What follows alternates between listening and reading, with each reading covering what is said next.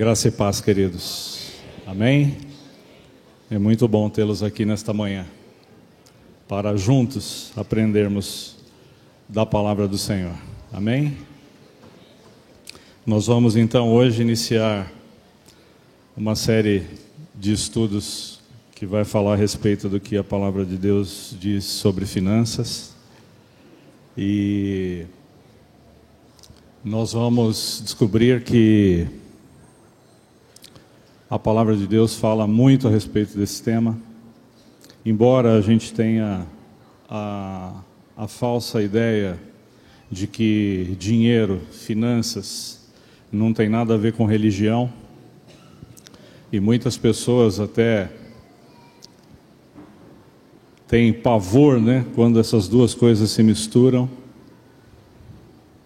Mas nós vamos ver que Deus, que o Senhor Jesus, através da sua palavra, tem muito a nos ensinar a respeito de finanças. E alguns estudiosos, fazendo um levantamento na palavra de Deus, constataram que Jesus falou mais sobre finanças do que sobre fé, do que sobre salvação. Tomando por base todo esse volume de conteúdo que Jesus tratou a respeito de finanças, eu creio que seja importante para nós, seja importante para Deus, que nós conheçamos a sua vontade a respeito de finanças nas nossas vidas. Se não fosse assim, Ele não teria abordado tantas vezes, em tantos textos, esse tema de finanças. É que muitas vezes nós deixamos passar desapercebido a palavra de Deus, e muitas vezes não meditamos a respeito, ou não buscamos o entendimento perfeito da palavra de Deus. E pela graça e misericórdia do Senhor Jesus Cristo, nesta manhã e nos próximos domingos, nós vamos juntos aprender um pouco mais a respeito daquilo que Deus tem para as nossas vidas, nesta área, porque Deus quer nos abençoar. Deus tem um padrão bíblico para finanças e Ele quer que o seu povo ande segundo os seus princípios. Deus quer que nós andemos segundo os conceitos bíblicos para que nós sejamos abençoados por esta palavra. Da mesma forma que Deus tem na palavra diversas condutas para a nossa vida, seja em família, como nós vimos no primeiro estudo com o pastor Rodrigo, e agora como finanças, e nos outros que nós vamos ver à frente. Nós precisamos realmente aprender de Deus a respeito dessas coisas. E eu queria iniciar lendo um texto com vocês, de Romanos 12, 1 e 2, que é bem conhecido, a gente pode até recitar, que diz assim: rogo-vos, pois, irmãos, pela compaixão de Deus, que apresenteis os vossos corpos em sacrifício vivo, santo e agradável a Deus, que é o vosso culto racional. E não vos conformeis com este mundo, mas transformai-vos pela renovação do vosso entendimento, para que experimenteis qual seja a boa, agradável e perfeita vontade de Deus. Aleluia. Amém? Esta palavra, que nós já conhecemos há muito tempo, ela diz o seguinte, que não vos conformeis com este mundo. Em algumas outras versões, a palavra de Deus diz, não vos amoldeis a este mundo, não entre na forma deste mundo. E Deus quer que nós não entremos na forma deste mundo a respeito de finanças também. E ele segue falando, mas transformai-vos pela renovação do vosso entendimento, do vosso conhecimento. E nesta manhã nós vamos transformar o nosso conhecimento a respeito da palavra de Deus em relação a finanças, porque a vontade de Deus é boa, agradável e perfeita.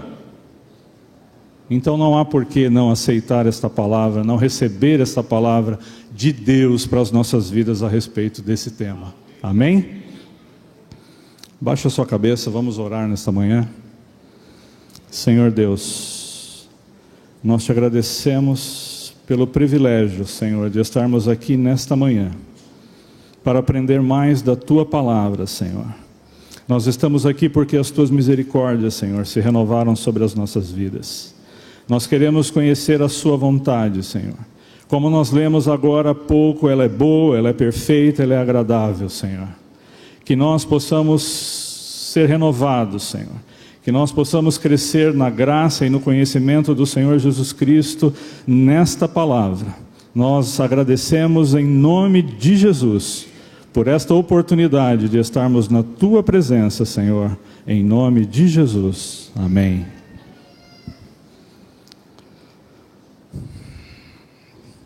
Nós temos aqui alguns tópicos, né? E nós vamos falar então do primeiro tópico, que diz que Deus é o dono de tudo. Nós temos o hábito, né, de dizer ou de falar que as coisas são nossas. Então, é o meu carro, é a minha casa, é a minha bicicleta, é o meu computador, é o meu celular. A gente trata as coisas materiais como nossas, né? Então, muitas vezes nós temos ciúmes das nossas coisas, né? Então, se o irmão abriu a porta no estacionamento um pouco mais forte e deu aquela picotadinha na porta do nosso carro, nós ficamos chateados, para não dizer outra coisa, né? Só não pode sair da bênção, né? Mas por quê? Porque nós temos um sentimento de posse muito forte. A nossa cultura, né, da maneira como nós somos criados, faz com que a gente tenha as coisas muito próximas de nós. E tudo é muito nosso. E nós temos muitos ciúmes, né? O homem com as ferramentas dele, né? Você quer ver um homem bravo, é você pegar uma ferramenta dele emprestada e quebrar, ou não devolver, né, pastor Serginho? Pastor Serginho sabe muito bem como é que é essas coisas, né? E outros irmãos também, né, que gostam de ferramentas, né, que tem aquela caixa, que tem de tudo, né? Parece a caixa do MacGyver. Camarada saca até picareta de dentro da caixa de ferramenta, né? O que precisar tem.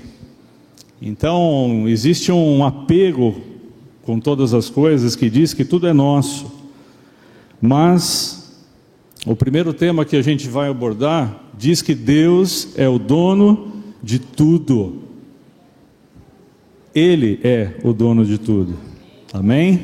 E nós vamos aprender que as nossas coisas que nós achamos que são nossas, na verdade, à luz da palavra de Deus, é dele. Nós não possuímos nada, tudo vem dele, tudo é por ele e para ele. Nós vamos ver também o tema mordomo fiel, cuide da sua renda, livre-se das dívidas, padrão de vida, como devemos viver, conselho, um cordão de 3 dobras, honestidade em tudo, contribuição, qual é a sua atitude, instruindo seus filhos, orçamento e o que de fato importa. Vamos fazer uma pequena introdução. Como nós falamos, a maneira como lidamos com o nosso dinheiro impacta no nosso relacionamento com Deus. A maneira como nós enxergamos o dinheiro influencia o nosso relacionamento com Deus. Você já viu aquela pessoa que é extremamente ambiciosa, que só pensa em dinheiro o tempo todo? Essa pessoa tem uma dificuldade de se relacionar com Deus. Por quê? Porque os seus olhos estão focados só no dinheiro.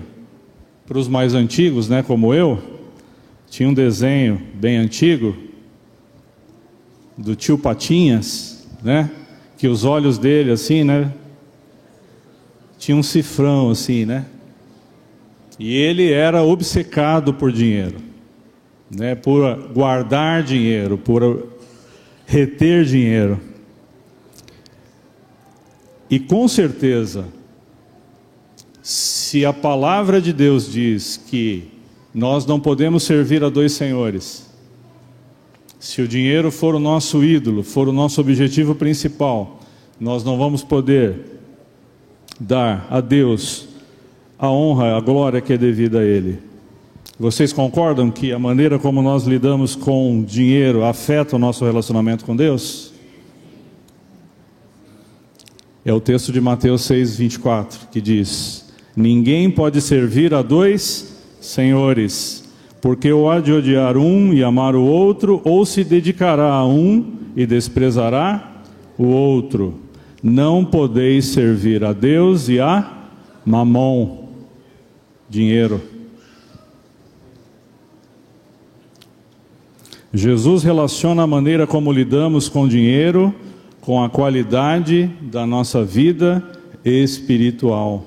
E nós vamos ver nos textos adiante o que Deus fala a respeito desse assunto. Em Lucas 16:11, a palavra de Deus diz: assim, se vocês não forem dignos de confiança em lidar com as riquezas deste mundo ímpio, quem lhes confiará as verdadeiras riquezas? Vocês podem ver a preocupação do Senhor a respeito dessa questão? Assim, se vocês não forem dignos de confiança em lidar com as riquezas deste mundo, Deus quer nos instruir de que maneira nós devemos lidar com o nosso dinheiro, com as nossas finanças, porque esta é uma forma de Deus tratar o nosso caráter, é uma maneira de Deus lidar conosco. Porque se nós não formos aptos, hábeis em administrar bem aquilo que Deus colocou nas nossas mãos, como nós vamos tomar posse das verdadeiras riquezas eternas no céu? Amém? Em 2 Samuel 22, 32 e 33, a palavra de Deus diz assim: porque quem é Deus senão o Senhor? E quem é rochedo senão o nosso Deus? Deus é a minha fortaleza, e Ele perfeitamente desembaraça o meu caminho. E quanta gente enrolada no caminho das finanças, não é verdade? Quanta gente, por desconhecimento, mas Deus é a minha fortaleza e a minha força, e Ele perfeitamente desembaraça o meu caminho, e Ele vai desembaraçar o nosso caminho na área das finanças, como Ele tem desembaraçado na área da família, nas nossas vidas. Amém? E a luz da palavra de Deus é que nós vamos buscar o entendimento daquilo que Deus tem para as nossas vidas, porque a palavra de Deus diz que a palavra é lâmpada para os meus pés e luz para o meu caminho. Então, se você está na escuridão, se você está em trevas ou no vermelho na área financeira, a palavra de Deus vai te dar direção para sair dessa situação, fazendo a vontade de Deus. E lá mesmo em Salmos, não precisa abrir, a gente só vai citar 119:30, a palavra de Deus diz: a exposição das tuas palavras dá luz e entendimento aos simples. E é esse entendimento da parte de Deus que nós vamos buscar. Amém?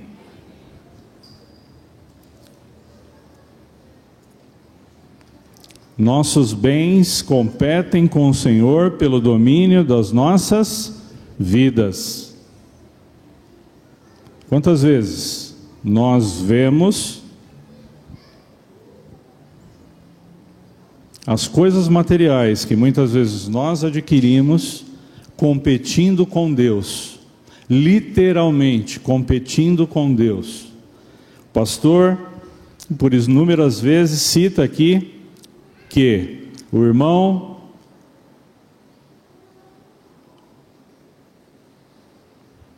quando não tinha carro vinha para a igreja todo domingo, não faltava um culto, de quarta-feira, de domingo de manhã, de domingo à noite, e ele orou, pediu a Deus para que Deus abençoasse ele para comprar um carrinho, porque ele mora longe e ele queria vir para a igreja. E Deus vai, abençoa o irmão, dá a condição dele adquirir aquele bem, aquele automóvel, e a partir daí ele já não tem a mesma frequência que ele tinha antes. Por quê? Porque ele precisa lavar o carro no final de semana, e o único dia que ele tem para lavar o carro dele é no domingo de manhã, porque ele trabalha no sábado. E aí ele deixa de vir para a escola bíblica dominical porque ele tem que arrumar o carro. Ele tem que ajeitar, ele tem que trocar o óleo, ele tem que engraxar a suspensão, ele tem que encerar o carro. E ele deixa de vir na igreja. O pastor está falando aqui, tem que ir na feira. O irmão, quando ele começou na fé, ele era tão pobre que ele não podia ir na feira.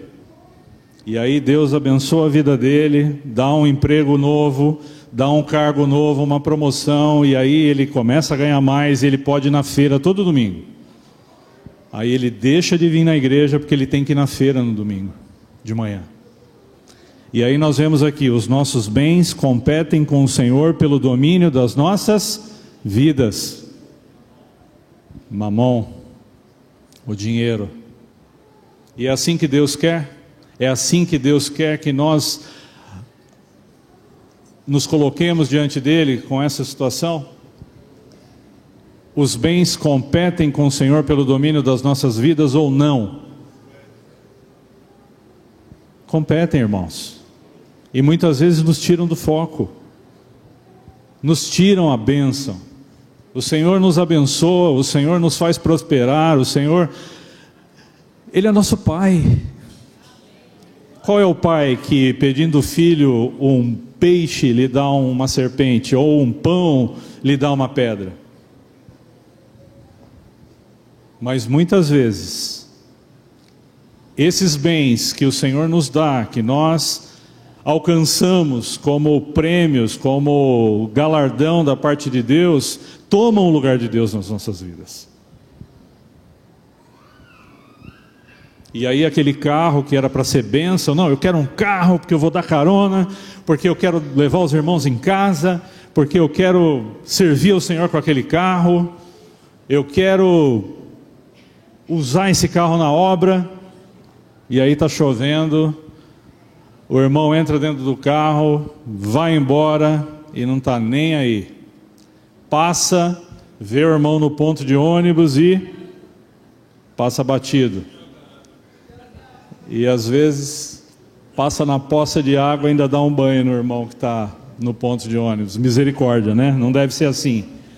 Mas queridos, os bens que nós alcançamos, que são bênçãos de Deus nas nossas vidas, não podem ser um empecilho, não podem ser uma pedra de tropeço na nossa caminhada, na nossa vida espiritual, e não pode ser uma âncora na nossa vida financeira. Eu dei o exemplo do carro, o pastor deu o exemplo da feira, tem a casa na praia, tem o sítio, né? Tem a chacrinha.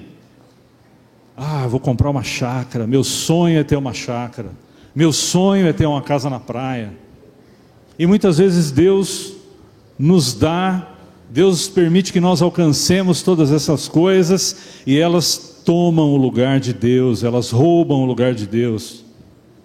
e a nossa prioridade não é mais o Senhor, não é mais buscar o reino de Deus e a sua justiça.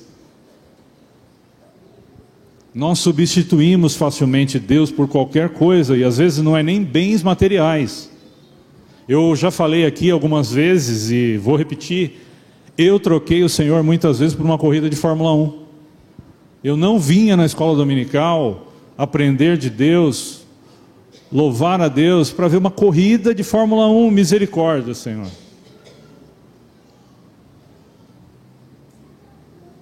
Não é um bem material,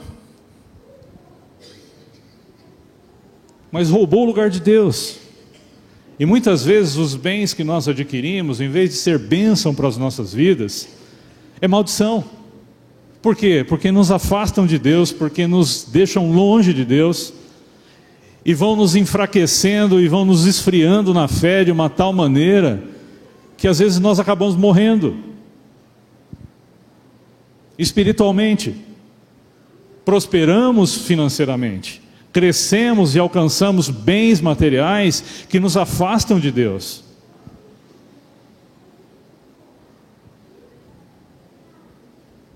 Os nossos bens, ou os bens que o Senhor nos dá, não podem tomar o lugar dele nas nossas vidas. E muitas vezes Deus não nos dá, ou não nos deixa alcançar determinadas coisas, porque Ele sabe que aquilo pode matar a nossa vida espiritual. E às vezes nos matar até fisicamente.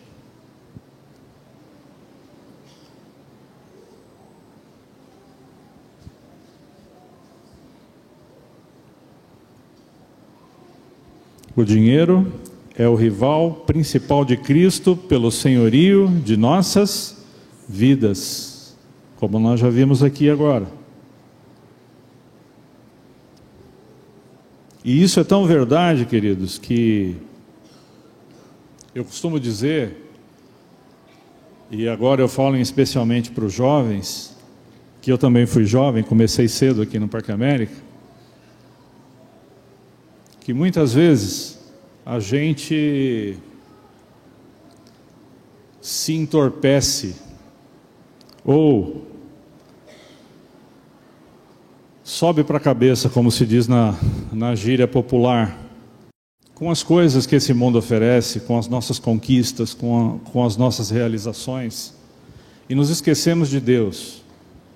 E o meu testemunho,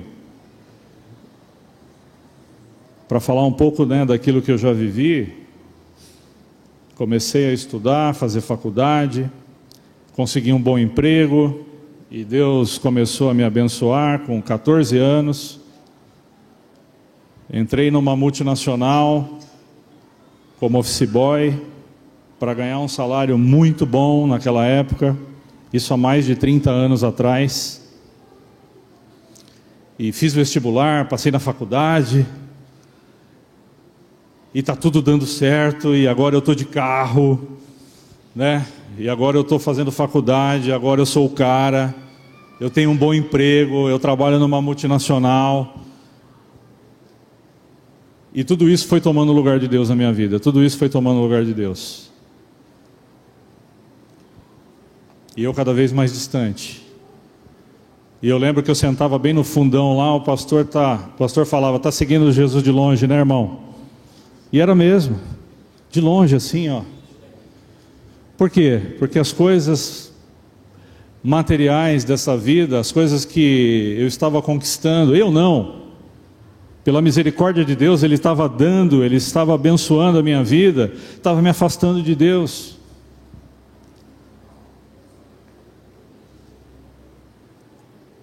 E a gente vai se achando, né?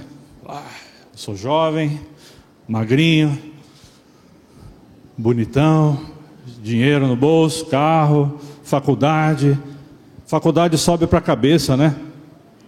Eu estou fazendo faculdade, agora eu sou 3 vezes graduado, eu fiz pós-graduação, MBA, inglês, fluente. Irmãos, isso não tem valor nenhum diante de Deus. Mas Deus, na sua infinita misericórdia, me deu uma rasteira. Ele falou: ó, vou te mostrar quem é que manda. Vou te mostrar quem sou eu. E eu trabalhava num emprego, queridos, que eu queria me aposentar lá. Eu falei: eu quero me aposentar aqui. Eu quero trabalhar aqui 35 anos. Eu quero ser o cara aqui dentro. E aquilo virou um ídolo para mim. E aí um belo dia o Senhor falou: agora, hoje é o dia. E Ele me deu uma rasteira, um rodo, e eu caí.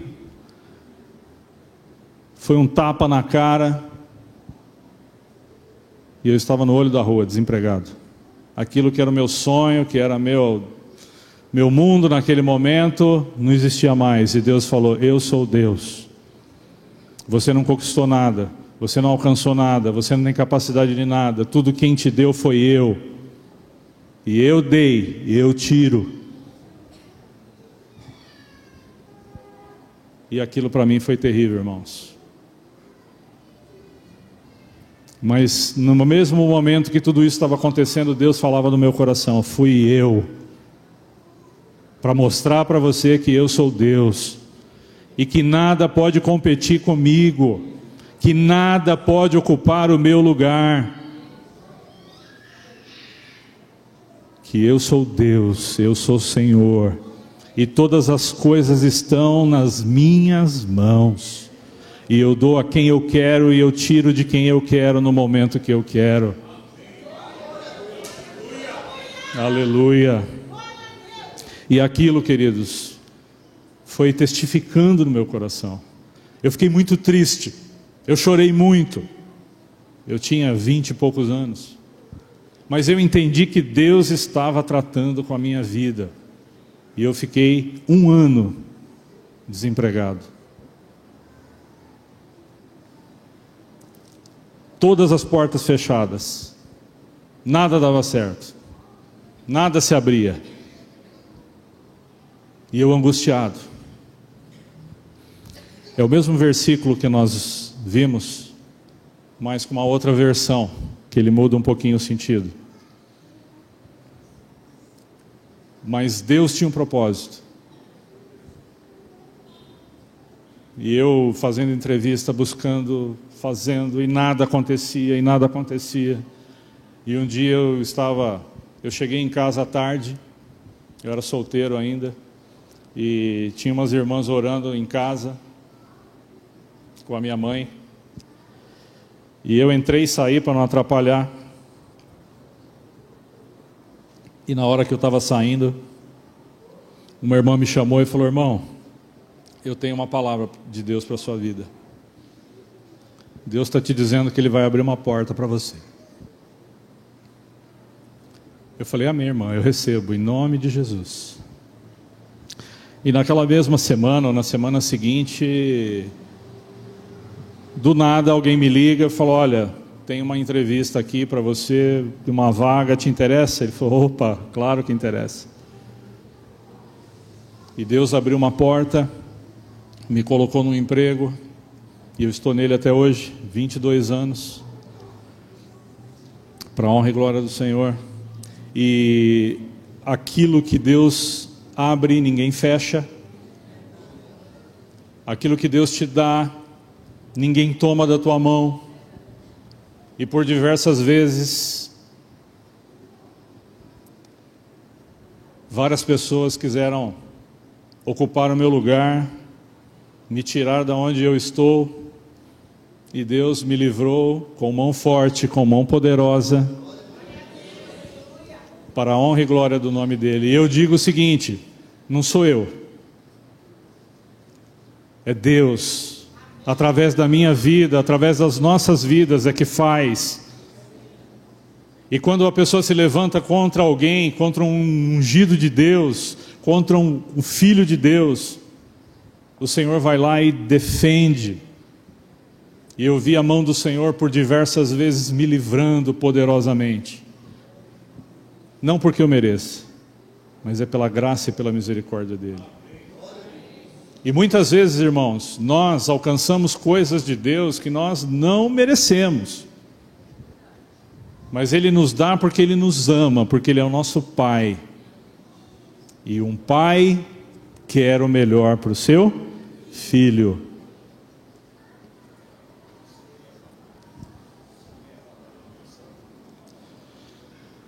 Nós já lemos, mas vamos ler de novo. Ninguém pode servir a dois senhores, pois odiará um e amará o outro, ou se dedicará a um e desprezará o outro. Vocês não podem servir a Deus e ao dinheiro. É uma versão um pouquinho diferente. Odiará o outro. É forte, né? O pastor está falando, não é o diabo, é o dinheiro. Ninguém pode servir a dois senhores, pois odiará um e amará o outro. Ódio, amor. Ou se dedicará a um e desprezará o outro. É o que nós estávamos falando. Muitas vezes nós desprezamos o Senhor e nos dedicamos aos bens materiais que Deus nos deu para nos abençoar. É uma contradição. Não tem lógica. Se fosse nas palavras do pastor Francisco, é um paradoxo, né, pastor? É um contrassenso. Algo que Deus deu para nos abençoar, para abençoar os nossos irmãos, nos afasta de Deus, nos separa de Deus, nos mata espiritualmente e até muitas vezes fisicamente, porque nós não entendemos que tudo o que está em nossas mãos não é nosso. Está sobre a nossa guarda, sobre a nossa responsabilidade, mas não é nosso, porque Deus é o dono de tudo. Vamos ler esse texto. Primeiro livro de Crônicas, capítulo 29, versículos 11 e 12. Eu coloquei aqui no slide uma versão um pouco diferente da nossa, porque essa versão, ela dá um entendimento melhor a respeito do texto. E vamos ler juntos. Todos acharam? Primeiro livro de Crônicas, capítulo 29, versículos 11 e 12. Todos acharam? Amém? Então vamos lá, vamos ler juntos. Acompanhe aqui no slide que fica melhor, porque nessa versão está diferente da de vocês. Seu é o grande poder, e a glória, e a vitória, e a majestade. Tudo o que existe nos céus e na terra é seu, ó Senhor, e seu é este reino. Nós adoramos a Deus, porque Ele dirige todas as coisas. Riquezas e honra vêm somente do Senhor, e Ele é o governador de toda a humanidade. Sua mão controla força e poder, e é por sua vontade que os homens se tornam importantes e recebem força. Amém? Deus é o dono de tudo. Tudo que existe nos céus e na terra é seu, ó Senhor. Este é o seu reino. Aleluia. Veja só, nós adoramos a Deus porque Ele dirige algumas coisas. Todas as coisas estão no controle de Deus. Riquezas e honra vêm de quem? Não é da economia, não é da força do meu braço, não é da minha capacidade intelectual, não é do meu conhecimento acadêmico. Vem de quem? Do Senhor. Ele governa toda a humanidade. Sua mão controla a força e o poder. E por sua vontade é que os homens se tornam importantes e recebem força. Você achou que era a sua inteligência? Você achou que era a força do teu braço? A tua perspicácia? Não. Vem dele. É ele, pela graça, pela misericórdia dele sobre as nossas vidas. Depois você pode ler na nossa versão, você vai ver que é um pouquinho diferente, mas o sentido é o mesmo. Deus é o dono de tudo. Então aquele conceito que nós iniciamos falando, que tudo é meu, o meu carro, a minha casa, a minha bicicleta, a minha geladeira, o meu fogão. As mulheres, né, têm um ciúme com as coisas da casa. Com a Tupperware, né? Você vai lavar a louça e passa o lado verde da bucha na Tupperware, amigão. É briga na certa. Estraga, risca, né? Então esse conceito, irmãos, de que tudo é nosso, tudo é meu, cai por terra, porque Deus é o dono de tudo. E Ele nos confia as coisas para que nós cuidemos dessas coisas. E Deus é tão bom que Ele nos deixa usufruir dessas coisas. Né? Mulher dirigir o carro do marido? Não. Misericórdia. E a gente tem esse sentimento muito forte, né? De nosso, de meu, e ninguém põe a mão, isso aqui é só meu. Por quê? Porque nós temos um sentimento egoísta, muitas vezes, de que aquilo é nosso e é nosso, ninguém pode botar a mão. Mas nós estamos aqui para aprender que tudo é de Deus, que as coisas que nós gostamos, que as coisas que a gente tem mais carinho, mais apreço, também são de Deus, e está sobre nossa responsabilidade para que a gente administre da melhor maneira possível. Isso é finanças. Ô irmã, amém, amém. A palavra de Deus diz que os nossos filhos são herança de Deus. É o galardão, é o presente de Deus para as nossas vidas. E não é nosso. Deus nos deu para cuidar, para ensinar, para instruir. Conforme a palavra de Deus diz, ensina ao menino o caminho que dele deve andar. E até quando envelhecer, não se desviará dele. E chega um determinado momento, o que acontece com os nossos filhos? Batem asa, desaparecem, somem, casam, vão fazer faculdade, mudam para outra cidade. E muitas vezes, né, se esquecem dos pais, infelizmente. Mas é isso mesmo. Tudo é de Deus. E Ele nos deu e nos colocou sobre a nossa responsabilidade. E queridos, falar de finanças, segundo a palavra de Deus, sem falar no fundamento principal, que é dízimo, é impossível continuar.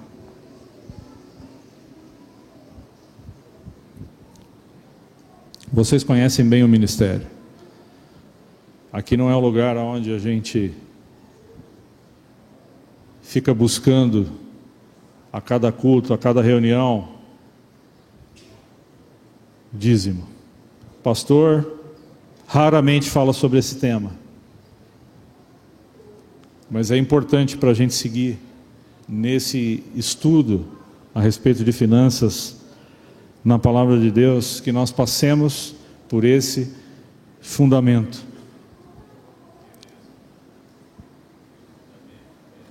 Que é um fundamento de bênção, o pastor está dizendo. É o principal fundamento da área financeira. Para a nossa prosperidade financeira é o dízimo. E aí eu coloquei o texto principal da palavra de Deus que diz a respeito do dízimo: trazei todos os dízimos à casa do tesouro, para que haja mantimento na minha casa. E depois fazei prova de mim nisto, diz o Senhor dos Exércitos, se eu não vos abrir as janelas do céu e não derramar sobre vós uma bênção tal, até que não haja lugar suficiente para recolherdes, e por causa de vós repreenderei o devorador, e ele não destruirá os frutos da vossa terra, e a vossa vide no campo não será estéril, diz o Senhor dos Exércitos. E todas as nações vos chamarão bem-aventurados, porque vós sereis uma terra deleitosa, diz o Senhor dos Exércitos. Trazei todos os dízimos à casa do tesouro. Essa é a pedra principal da área de finanças nas nossas vidas. Nós não podemos negligenciar este primeiro fundamento, porque sem ele nós não podemos construir uma vida financeira, segundo a vontade de Deus, próspera e abençoada, se nós negligenciarmos esse principal, esse fundamento, que é o dízimo. É um ordenamento de Deus, é uma ordem. A palavra diz: trazei. Não é opcional. Se você sentir no coração, é um mandamento de Deus para as nossas vidas. E aí algumas pessoas vão dizer: mas isso é um ordenamento do Antigo Testamento. Isso é algo que ficou para trás porque Jesus, ele aniquilou a antiga ordenança.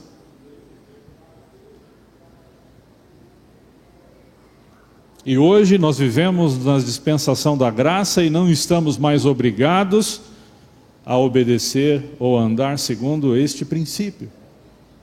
E não é verdade.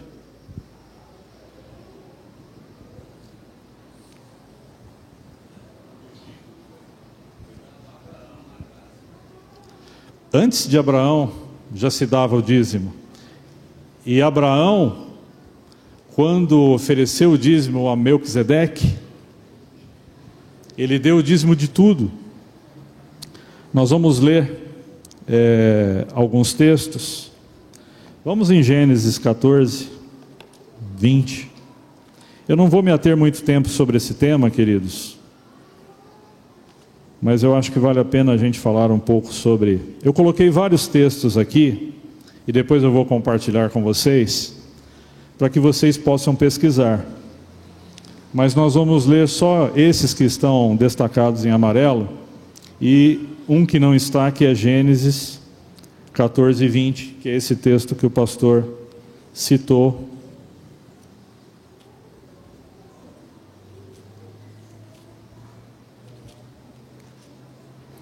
Eu estou com uma versão um pouco diferente aqui, mas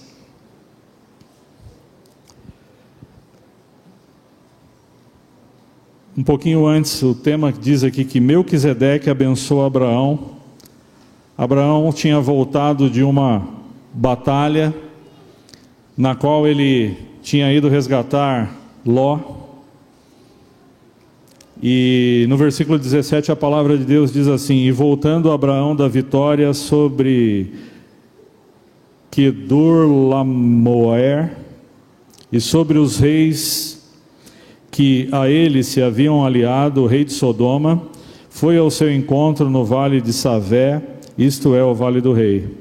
Então Melquisedeque, rei de Salém, e o sacerdote do Deus Altíssimo, e que era sacerdote do Deus Altíssimo, trouxe pão e vinho e abençoou Abraão, dizendo: bendito seja Abraão pelo Deus Altíssimo, Criador dos céus e da terra, e bendito seja o Deus Altíssimo, que entregou os seus inimigos em suas mãos, e Abraão lhe deu o dízimo de tudo. E Melquisedeque é uma figura representativa do que viria a ser Cristo no Novo Testamento. E da mesma forma que Abraão foi até Melquisedeque e entregou o dízimo de tudo, em Hebreus 7, 1 a 10, ele retrata esta mesma figura. Vamos lá em Hebreus 7, de 1 a 10. Esse Melquisedeque, rei de Salém e sacerdote do Deus Altíssimo, encontrou-se com Abraão quando ele voltava, depois de derrotar os reis, e o abençoou. E Abraão lhe deu o dízimo de tudo. Em primeiro lugar, o seu nome significa Rei de Justiça, e depois Rei de Salém, que quer dizer Rei de Paz, sem pai, sem mãe, sem genealogia, sem princípio de dias, nem fim de vida, feito semelhante ao Filho de Deus, ele permanece sacerdote para sempre. Considerem a grandeza desse homem. Até mesmo o patriarca Abraão lhe deu dízimos dos despojos. Ele estava falando de Melquisedeque.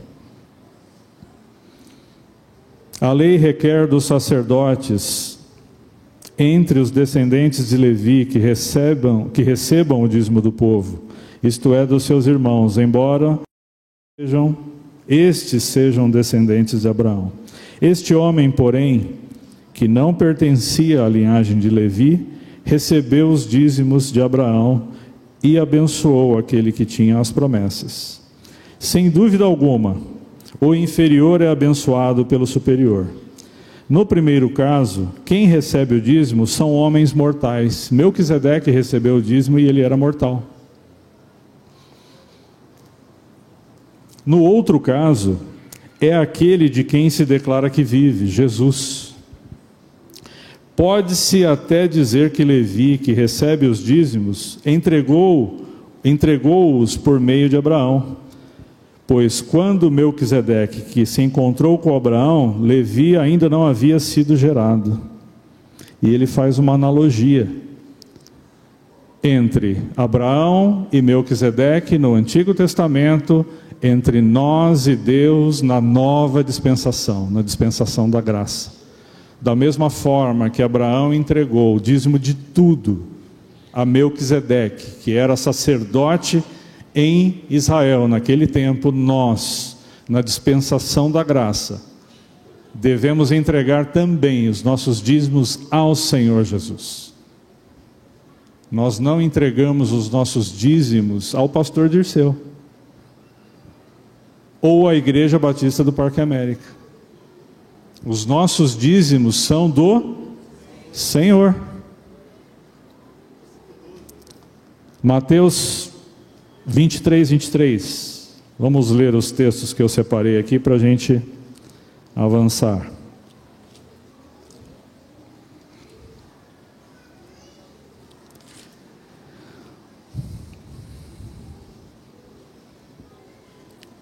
Novo Testamento, tá? O que a palavra de Deus diz? Todos acharam? Ai de vós, mestres da lei e fariseus, hipócritas, vocês que dão o dízimo da hortelã, do endro, do cominho, mas têm negligenciado os preceitos mais importantes da lei, que é a justiça, a misericórdia e a fidelidade. Vocês devem praticar estas coisas sem omitir aquelas. E a palavra de Deus diz que se a nossa justiça não exceder a dos escribas e fariseus, de modo nenhum entrareis no reino de Deus, dos céus. Os escribas e fariseus, os senhores da lei, davam o dízimo do endro, do cominho, de tudo. E a mesma palavra de Deus diz que se a nossa justiça não exceder a desses homens, caiu o mandamento de Deus sobre dízimos no Novo Testamento? Óbvio que não. Óbvio que não. 5:20 de Mateus, último texto sobre dízimo que nós vamos falar.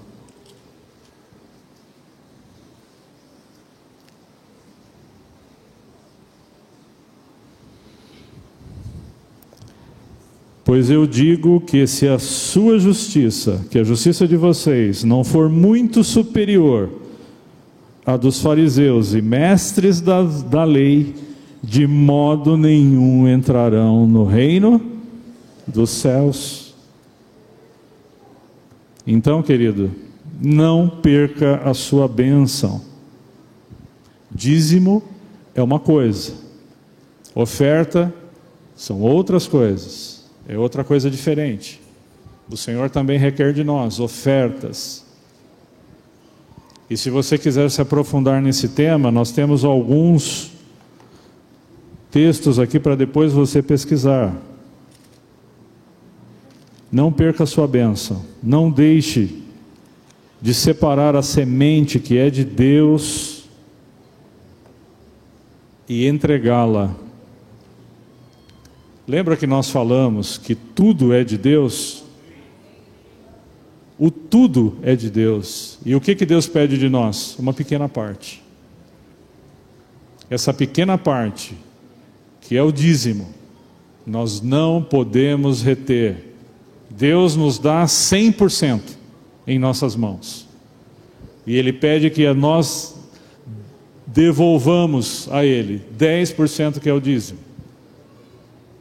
E se nós retemos essa semente, eu fui criado na cidade, não tenho muito conhecimento da área de agricultura, mas o que acontece se o agricultor plantar e comer todo o fruto que ele plantou e não guardar nenhuma semente? Ele não vai ter como plantar mais. E quando nós negligenciamos esse fundamento principal que é o dízimo do Senhor, nós estamos comendo a semente e não vamos ter com que plantar mais para que novos frutos venham e a gente se alimente desses frutos. Daí a importância de nós não negligenciarmos esse fundamento que é importante para as nossas vidas, tanto espirituais quanto financeiras. Lucas 21, de 1 a 4.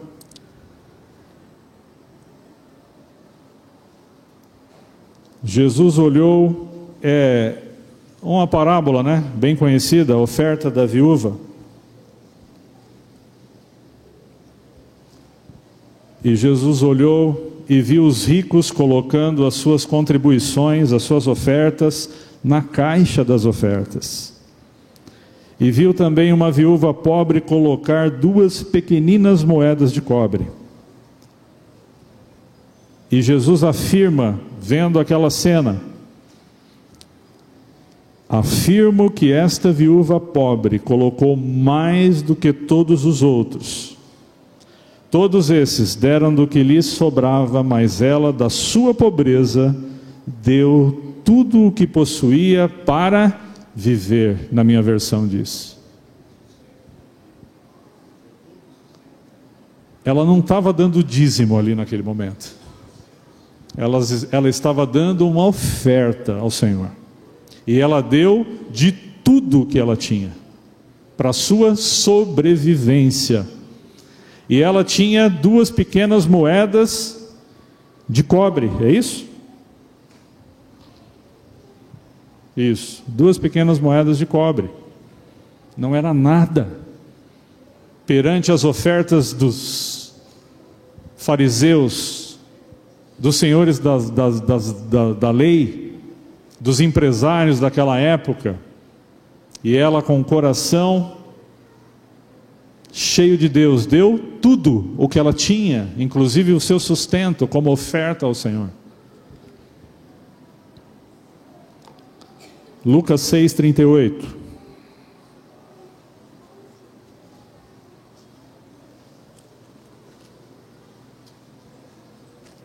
Será que essa viúva pobre confiava no Deus que é o dono de tudo? É óbvio que ela confiava. Ela sabia que Deus não iria desampará-la, que Deus não deixaria de socorrê-la. E ela, num ato de fé, de amor, entregou tudo. Lucas 6:38.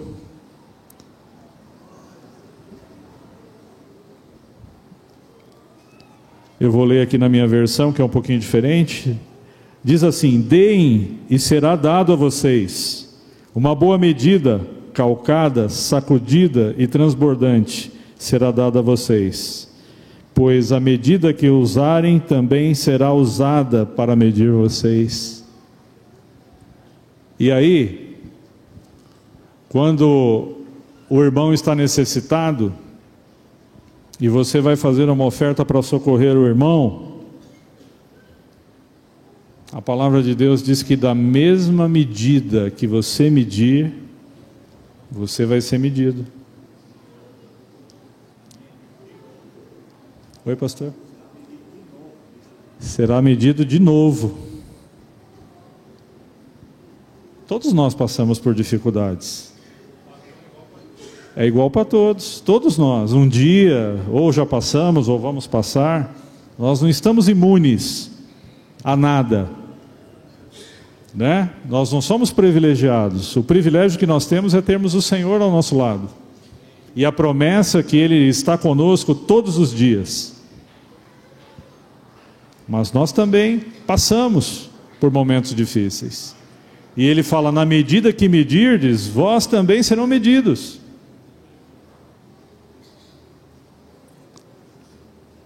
Segunda Coríntios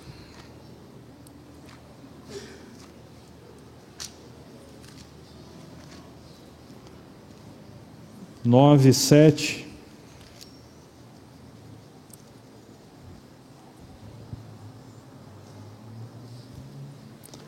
A palavra de Deus diz assim: cada um dê conforme determinou em seu coração, não com pesar ou por obrigação, pois Deus ama quem dá com alegria. Ou seja, a oferta não pode ser algo imposto, obrigado. E a palavra de Deus diz: dê de acordo conforme você determinou no seu coração. Aquela viúva deu o quê? 2 moedinhas. E diante de Deus, a oferta dela foi maior do que todas as outras. Por quê? Porque ela deu com o coração. Falando de finanças, nós temos 2 partes na palavra de Deus: a parte de Deus e a nossa parte. Na nossa vida, na nossa caminhada, é uma via de 2 mãos. Nem tudo depende de Deus, ainda que Ele seja Senhor de tudo e poderoso para fazer todas as coisas. Mas Deus não nos obriga a nada.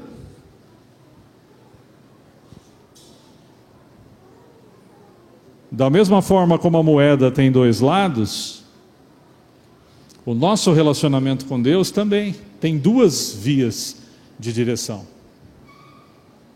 E essas 2 vias de direção significa que eu tenho que traçar um determinado caminho, eu tenho algumas responsabilidades e Deus tem outras. Mas se eu não cumpro com as minhas obrigações, Deus está obrigado comigo? Não. Deus está obrigado com aquele que obedece a sua palavra e anda conforme os seus conselhos. E nós sabemos que da parte de Deus, Ele é fiel em cumprir a sua palavra, em cumprir as suas promessas para as nossas vidas. Na Bíblia, Deus se autodenomina de vários nomes: o grande eu sou, El Shaddai, Senhor dos exércitos, Deus Altíssimo. Mas aquele que melhor descreve a Deus na área de finanças, na área do dinheiro, é Senhor, dono, como nós já vimos. Eu contei um pouco da minha história, do testemunho, né? Mas e Jó?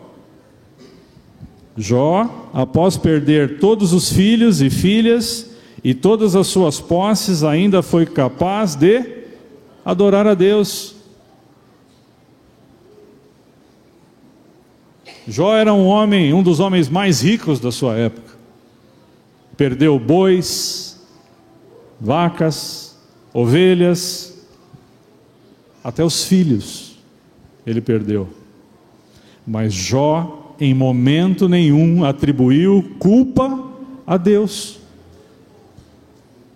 E ele fala: Deus deu, Deus tomou, bendito seja.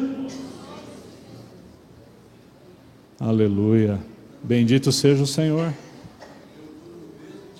Perdeu tudo no mesmo dia. É improvável, né? Acho que a nossa cabeça não é, a nossa mente não é capaz de processar você perder tudo num único dia, inclusive a família e os filhos, e ter a tranquilidade, os bens, 10 filhos. A gente já viu, né, algumas mães perdendo um filho. O pai, a mãe, o desespero que é algo chocante. Jó perdeu 10 filhos e todos os seus bens. E naquele mesmo momento Jó reconhece a soberania de Deus, o senhorio de Cristo. E aquilo foi algo marcante na vida de Jó, e lá na frente, mais tarde, Deus reconhece a fidelidade de Jó e restitui aquilo que ele havia perdido. Perdeu a saúde. Além de ter perdido todos os bens e os filhos, Deus permitiu que o diabo tocasse a carne de Jó. Nós temos outro exemplo, Moisés, que renunciou ser chamado filho da filha de Faraó. E escolheu, juntamente com o povo de Deus, sofrer e padecer. Nós conhecemos a história. Não precisamos entrar no detalhe.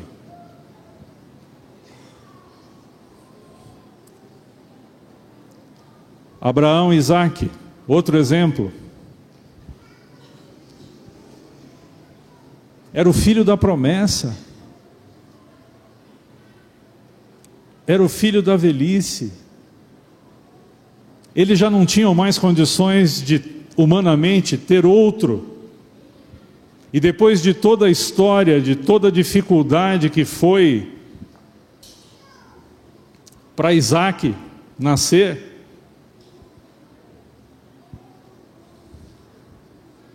Sara quis dar uma ajudinha, né? E aí nasceu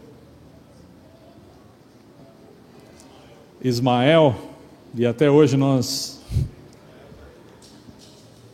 vemos as consequências dessa mãozinha, né, que eles queriam dar para Deus, mas veio Isaque, o filho da promessa, e em determinado momento Deus, que é dono de tudo, chega para Abraão e fala: me dá, eu quero, é meu, me dá o seu filho, o seu único filho eu quero em sacrifício. O teu filho a quem tu amas. Por quê? Porque Ele é Senhor, Ele é dono de tudo. E Ele estava provando o caráter de Abraão e o coração de Abraão, e Ele não reteve aquilo que Deus pediu, ainda que era aquilo que Ele mais amava. E Ele deu, e no momento certo Deus, que é maravilhoso, tremendo, provê o cordeiro. Aleluia! Na verdade, toda essa passagem é uma figura de linguagem para aquilo que Jesus representaria. O cordeiro de Deus que tira o pecado do mundo estava representado ali em Isaque.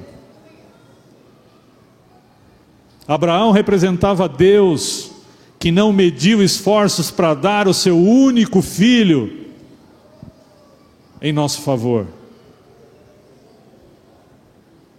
E nós? O que nós estamos dispostos a abrir mão pelo Senhor?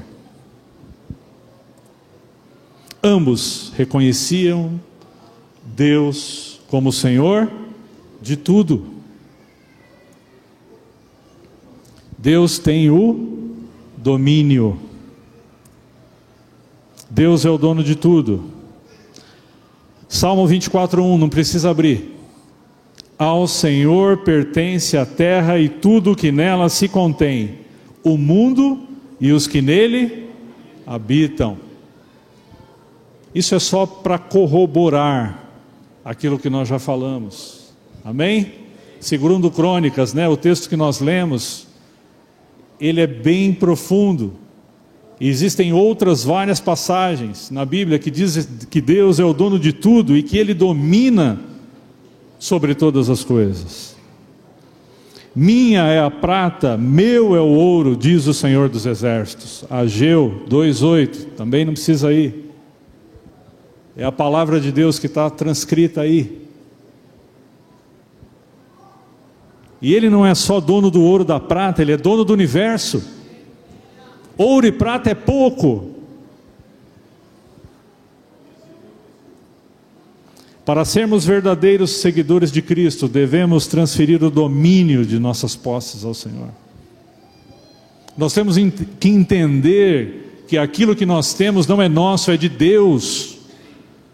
E que deve estar à disposição de Deus, ainda que esteja sobre a nossa guarda, ainda que eu esteja usufruindo daqueles bens que Deus colocou na minha mão, na minha vida, Ele é de Deus. E quando nós entendermos isso,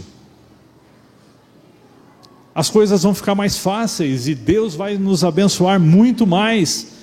Esse apego daquilo que é meu vai desaparecer. E nós vamos viver aquilo que o pastor Samuel pregou domingo passado. Vocês lembram que os irmãos viviam em união, em comunhão, que tinham tudo em comum? Eu não posso ter nada em comum com os meus irmãos se eu tiver o apego de achar que as coisas são minhas. Mas se nós entendermos que todas as coisas são de Deus e que está sobre a nossa guarda,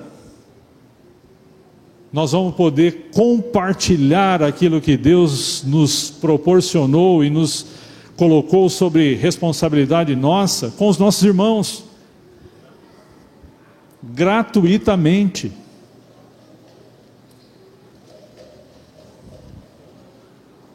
Lucas 14:33, vamos ler o que diz. Os irmãos estão entendendo? Isso é só uma introdução, hein? O assunto mesmo nós vamos entrar domingo que vem, se Deus nos permitir. Glória a Deus. Vocês percebem como a palavra de Deus é rica em relação a isso, a conselhos da parte de Deus em relação a finanças. Nós já falamos vários textos a respeito de finanças, a respeito de bens, de propriedade, e a vontade de Deus para nossas vidas nesta área. Lucas 14:33. Da mesma forma, qualquer um de vocês que não renunciar a tudo que possui, não pode ser meu discípulo. Aluno.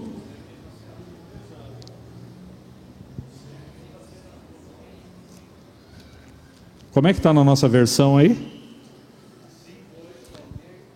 Assim, pois, qualquer de vós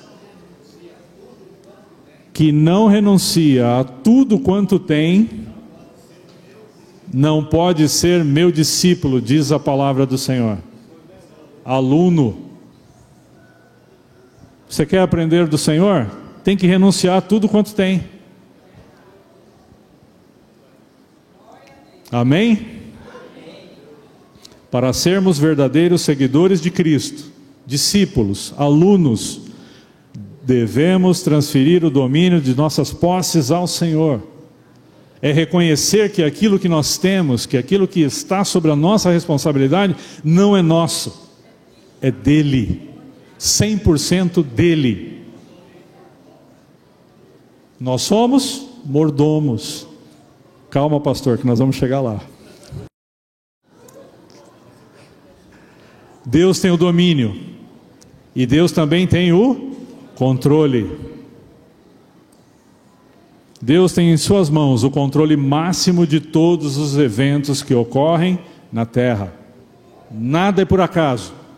Nada acontece sem a permissão de Deus. Muitas vezes não é a vontade de Deus, mas é a permissão de Deus. Tudo está no controle de Deus.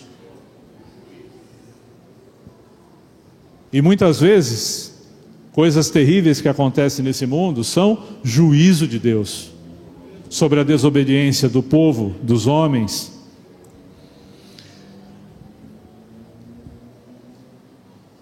Vamos lá em Daniel.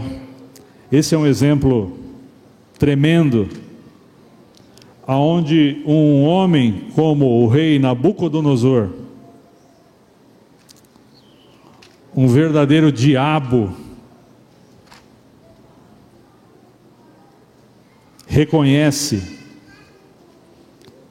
a grandeza de Deus.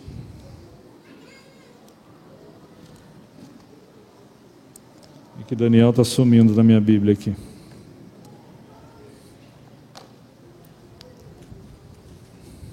Daniel capítulo 4, versículo 34 e 35.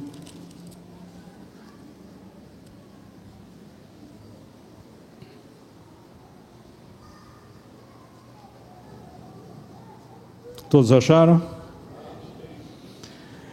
Eu vou ler aqui na minha versão, vocês acompanham na de vocês aí. Daniel 4, 34 e 35. Ao fim daquele período, eu, Nabucodonosor, levantei os olhos ao céu e percebi que o meu entendimento tinha voltado. Então louvei o Altíssimo, honrei e glorifiquei aquele que vive para sempre. O seu domínio é um domínio eterno, o seu reino dura de geração em geração. Todos os povos da terra são como nada diante dele. Ele age como lhe agrada, com os exércitos dos céus e com os habitantes da terra. Ninguém é capaz de resistir à sua mão ou dizer-lhe: o que fazes? Tremendo, né, queridos? Um homem que tinha um dos maiores impérios daquela época, se rende ao poder, à glória, à força de Deus e reconhece que Ele tem o controle de tudo. E ele sentiu na pele isso, né? Nós já conhecemos a história também. Todas as coisas contribuem para o bem daqueles que amam a Deus, daqueles que são chamados pelo seu decreto. Todas as coisas. Deus está no controle de tudo, e tudo que nos acontece contribui de alguma maneira, ainda que a gente às vezes não entenda determinados propósitos de Deus nas nossas vidas. E nós temos muitas vezes a arrogância de perguntar: por que Deus? Mas Deus sabe de todas as coisas. O Senhor permite circunstâncias difíceis nas nossas vidas por 3 razões, inclusive as financeiras, que é o tema que nós estamos tratando aqui. Para realizar os seus propósitos, e nós conhecemos a história de José, que foi vendido pelos seus irmãos como escravo, e ele era um homem temente a Deus, e ele poderia dizer: Senhor, o que eu fiz para merecer ser vendido pelos meus irmãos como escravo? Mas Deus tinha um propósito maior, tremendo na vida de José. E ele padeceu toda aquela situação sem entender. Eu acredito que ele não tinha a noção completa do que era o propósito de Deus na vida dele, naquela circunstância. Mas Deus tinha o controle de tudo nas mãos dele. Deus tinha um propósito que José não entendeu e que às vezes nós também não entendemos. Às vezes Deus nos revela, Deus nos fala. Às vezes não. Às vezes nós atravessamos o deserto sem ter uma visão clara que do outro lado existe um oásis. Deus permite circunstâncias difíceis nas nossas vidas para tratar o nosso caráter. Muitas vezes nós precisamos passar pela prensa de Deus para aprender algumas coisas, para Deus nos ensinar algumas coisas.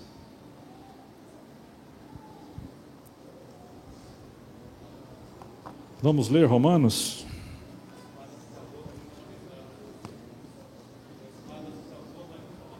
Ah, sim. O pastor Serginho está dizendo que para a espada ficar boa, na forja, né? Tem que tomar muita marretada, senão ela não fica afiada.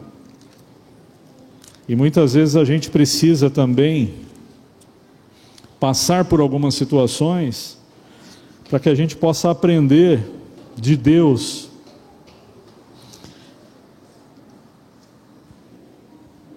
Não só isso, mas também nós nos gloriamos nas tribulações, porque sabemos que a tribulação produz perseverança, perseverança, um caráter aprovado, e o caráter aprovado, a esperança. E a esperança não nos decepciona. Eu li antes, né? Eu li o 4. Vou ler o 3 aqui. Não só isso, mas também nos gloriamos nas tribulações, porque sabemos que a tribulação produz perseverança, e a perseverança um caráter aprovado. E o caráter aprovado, a esperança.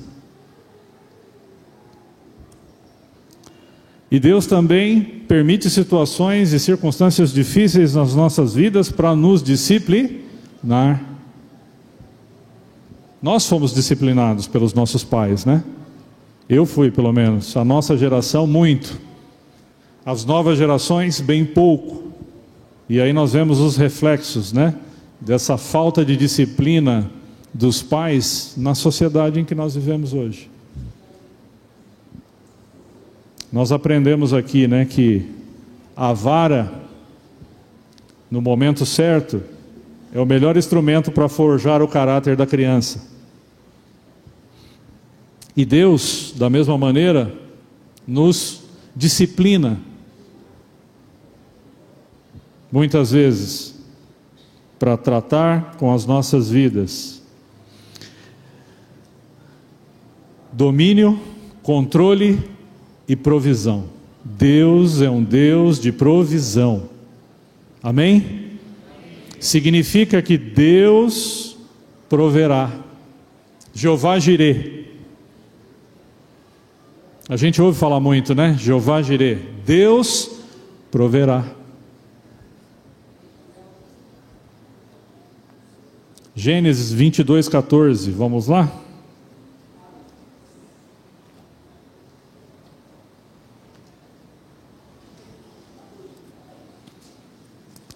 Ele é provedor ou não é? Você já experimentou a provisão de Deus? É gostosa demais, não é? É uma bênção. 22:14.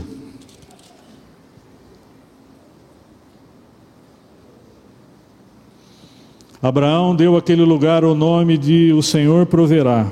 Por isso até hoje se diz: no monte do Senhor se proverá.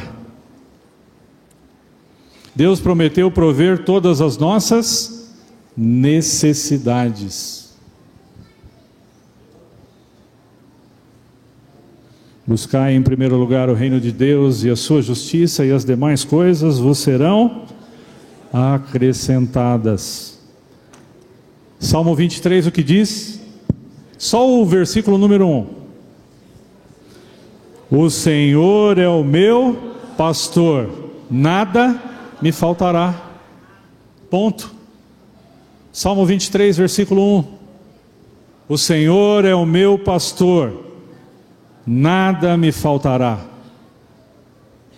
Você crê nisso? Amém, aleluia.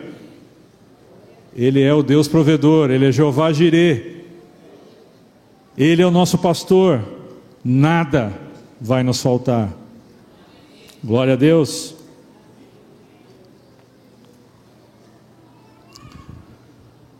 Necessidades são diferentes de desejos.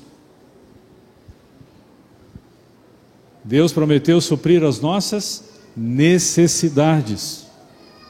Ah, mas eu queria tanto ter uma BMW, uma Mercedes. Eu preciso de uma Mercedes? Não. Eu preciso de um Rolex? Não. Deus pode até te dar. Você pode até andar de BMW, não é pecado. Mercedes. Nós temos irmãos que têm, que andam, que são abençoados com isso e não é pecado. Mas é uma necessidade? Não. Necessidade é diferente de desejo.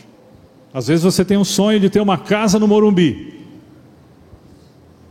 uma mansão em Alphaville, aquelas que a gente vê na televisão.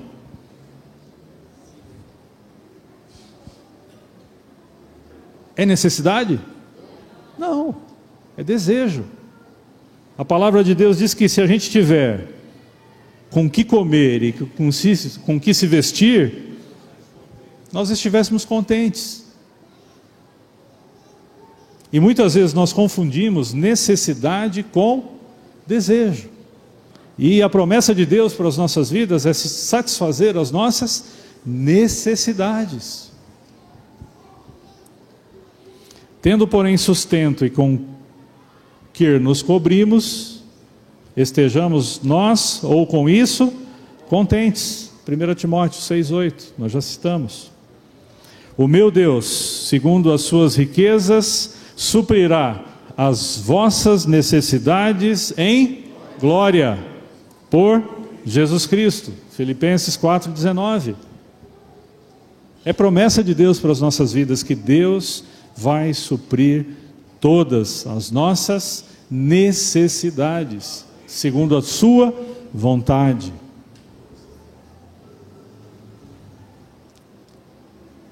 Deus tem o domínio, Deus tem o controle e Deus é a provisão.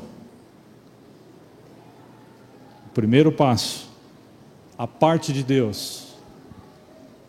Vocês acham que Ele é capaz de cumprir com a parte dele? Aleluia, amém. Ele é fiel.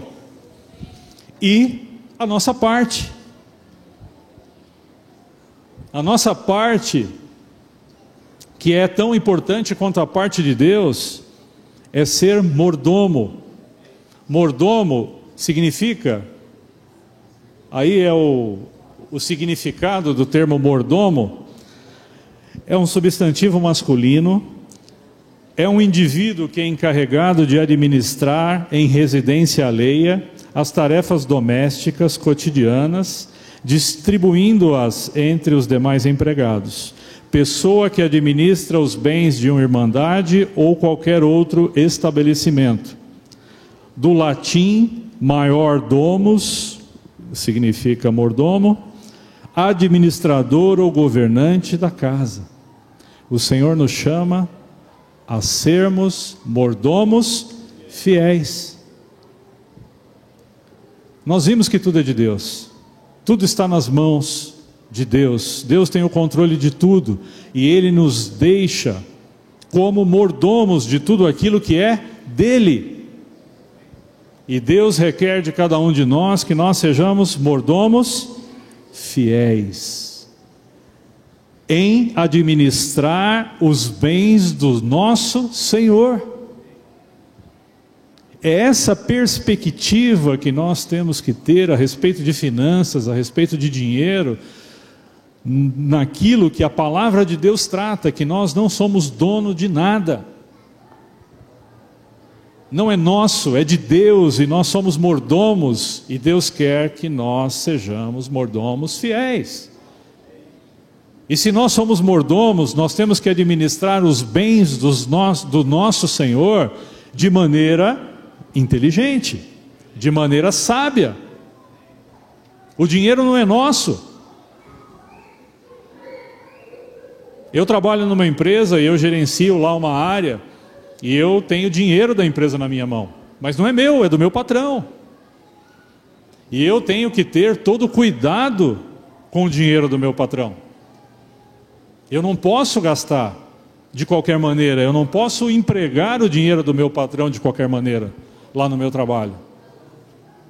Eu tenho regras que eu tenho que obedecer.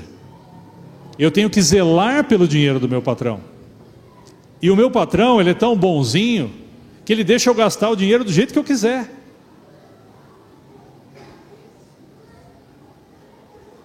Então, se eu vou fazer uma viagem, como eu vou fazer essa semana, vou para Belém do Pará,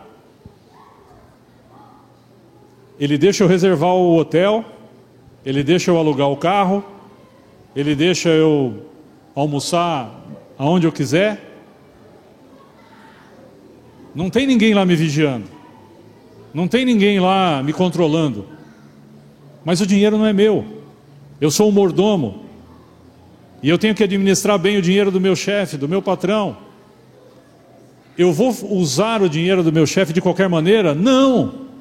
Eu tenho que ter zelo pelo dinheiro do meu patrão, e é o que o Senhor nos chama a ser mordomos fiéis daquilo que Deus colocou sobre nossa responsabilidade.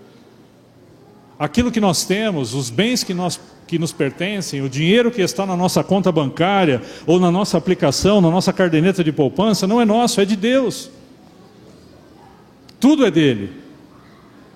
E Ele quer nos ensinar como administrar bem aquilo que é dele.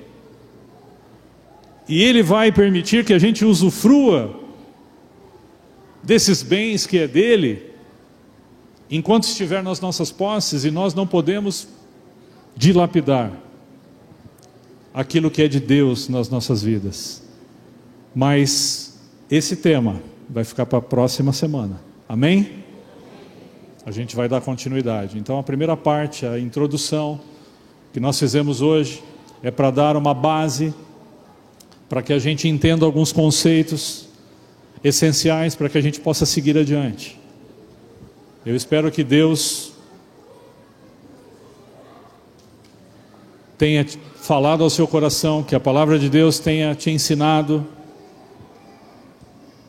e que na próxima semana nós possamos estar aqui para continuar esse estudo, em nome de Jesus, amém?